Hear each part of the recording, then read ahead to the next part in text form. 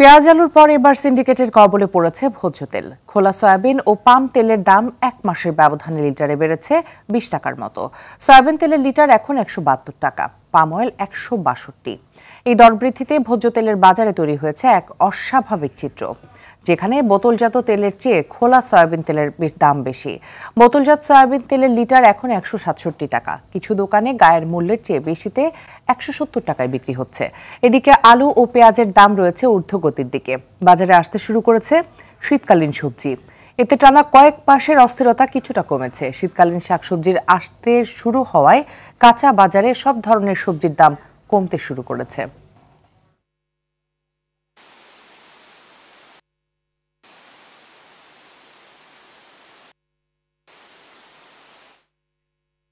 দর্শক, বাজার পরিস্থিতির খবর জানাতে কারণ বাজার থেকে যুক্ত হবেন সহকর্মী শরীয়ত খান ও বরিশাল থেকে যুক্ত হচ্ছেন আরিফুল ইসলাম।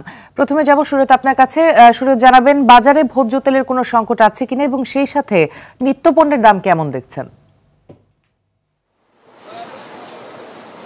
নগদের সর্বোচ্চ বার ১৬৭ টাকা রিচার্জে পাবেন ১ লাখ টাকা পুরস্কার। আরও আছে প্রতি সপ্তাহে পুরস্কার ও ক্যাশব্যাক।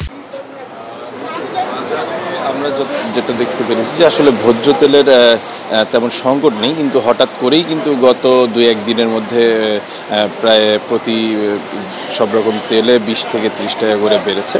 তো তারা বলছেন যে আসলে সংকট তৈরি করা হচ্ছে বা সিন্ডিকেটের কারণেই মূলত হঠাৎ করে এই তেলের দামটা বাড়ানো হয়েছে।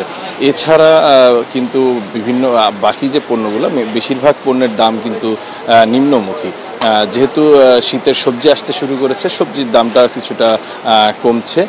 এছাড়া আলুর দামটা শুধুমাত্র এখনও ৭০ টাকা রয়ে গেছে, কারণ এখানেও তারা বলছেন যে নতুন আলু যদি বাজারে আসে সেক্ষেত্রে আলুর দামটাও কমে যাবে। এছাড়া পেঁয়াজের দামও কিছুটা কমে এখন ১২০ টাকা হয়েছে। তো আমরা যেটা দেখতে পেরেছি, আর চিনির দাম কমানোর জন্য যে শুল্ক ছাড় দেওয়া হয়েছিল বিভিন্ন জায়গায়, এটা নিয়ে একটি ধূম্রজাল তৈরি হয়েছে। আমরা যেটা দেখতে পেরেছি মূলত গত এক সপ্তাহে চিনির দামও কিন্তু ৫ টাকা করে কমে এখন ১৩০ টাকা হয়েছে। তো আমরা বিভিন্ন জায়গায় যেটা দেখেছি যে কাঁচা সবজি, বিভিন্ন শীতের সবজি আসছে, শাকসবজি আসছে, তো সবগুলোর দামই কিন্তু কমতির দিকে। এছাড়া চালের দামও যা ছিল তাই রয়ে গেছে, মাছ মাংসের দামও প্রায় অপরিবর্তিত। তো এখন পর্যন্ত বাজারে কিন্তু তেমন সংকট নেই বা তেমন দাম বৃদ্ধির কোনো সম্ভাবনা তারা নেই। যেই সম্ভাবনাটি হয়েছে আলুর ক্ষেত্রে, সেটি আলুর নতুন আলু আসার পরই কিন্তু আলুর দাম অনেকটা কমে যাবে বলে তারা আশা করছেন।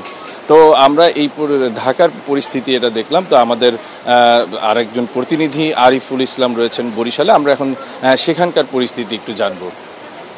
আরিফুল।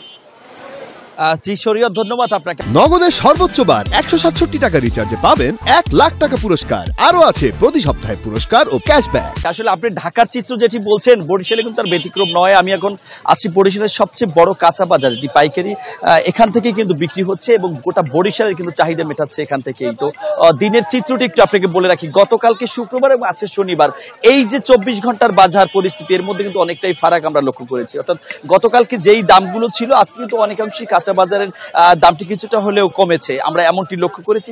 তবে যেগুলো মুদি দোকানি, সেখানে কিন্তু কোনো বাজারের তারতম্যতা লক্ষ্য করেনি। মুদি দোকানি বারবারই বলে যাচ্ছেন যে যেহেতু তারা সাপ্তাহিকভাবে বাজার করছে, সুতরাং সেই বাজারগুলো তারা খুচরো দোকানে বিক্রির পর পুনরায় আবার পাইকারি দোকানে যাবে, এরপরেই মূলত তাদের প্রভাবটা পড়বে। একটু দেখাতে চাচ্ছি বরিশালের বহুমুখী সিটি মার্কেট, এটি কিছু কাঁচা বাজারের জন্য প্রসিদ্ধ বরিশালে, এবং এখানে এসে আমরা যে তথ্যটি পেয়েছি যে এইখানে যেই মূল্যটি পাওয়া যাচ্ছে, খুচরো বাজারে গিয়ে কিন্তু তার অধিক মূল্য দেখা দিচ্ছে। আমরা খুচরো ব্যবসায়ীর সাথে যখন কথা বলছিলাম, তারা বলছেন যে এখান থেকে মাল ক্রয় করার পরে তাদের আড়তদারি শুরু করে এবং তাদের সারাদিনের যে পারিশ্রমিক, এই কারণেই আসলে বৃদ্ধি পাচ্ছে, এবং এই মালের ভিতরে যেগুলো নষ্ট হয়ে যাচ্ছে সেগুলো কিন্তু মূল মুনাফার সাথে যুক্ত হচ্ছে। ফলে ভোক্তা পর্যন্ত গিয়ে যেই মালটি পৌঁছতে হয়, এখানে আমরা কথা বলছিলাম বেগুন যেটা ৭০ টাকা, কিন্তু বাহির কিন্তু আজকে বাজারে, খুচরো বাজারে দেখেছি যে সেটা ৯০ টাকা। এরকম কিন্তু প্রতিটি দ্রব্যমূল্যই কিন্তু অনেক ধরনের ঊর্ধ্বগতি, অর্থাৎ খুচরো বাজারের সাথে পাইকারি বাজারে কোনো মিল নেই। এই ঠিক একই রকমের যখন আমরা কথা বলছিলাম ডিমের বাজারে, ডিমের দোকানটিতে আমরা কথা বললাম, তারা বলছেন যে সেই যে গত ১৫ দিন আগে প্রতি 4 টাকা বেশি, সেই দাম কিন্তু এখন পর্যন্ত কমেনি। গরুর মাংস একই দামে রয়েছে, খাসির মাংস একই দামে রয়েছে, শুধুমাত্র এই শাকসবজির দামটাই ওঠানামা করছে, তার একমাত্র কারণ যেহেতু শীত মৌসুম চলছে এই কারণে। তবে এখন পর্যন্ত কিন্তু চালের দামটাও কমেনি। আপনি জানবেন যে বরিশালের মানুষ, বরিশালে কিন্তু চাল উৎপাদন হয়, কিন্তু এই উৎপাদনের পরেও কিন্তু চালের দামটি কোনো পরিবর্তন নয়। তো সব মিলিয়ে যেটি বলতে চাই সেটি হচ্ছে যে বাজার মনিটরিং এর যে বিষয়টি সেটি সংশ্লিষ্ট কর্তৃপক্ষ অনেকটাই উদাসীন। তবে যদি সঠিক মনিটরিং ব্যবস্থা হয় তাহলে কিন্তু বাজার পরিস্থিতি কিছুটা হলেও নিয়ন্ত্রণে আসবে, বিশেষ করে যেগুলো পাইকারি বাজারগুলোতে চাল, ডিম, আলু, এপিএস এইসবের ক্ষেত্রে। আর এই ছিল মিতু এখন পর্যন্ত বরিশাল থেকে আমার কাছে। জি, আপনাদের দুজনকে অসংখ্য ধন্যবাদ আমাদের সাথে যুক্ত হবার জন্য।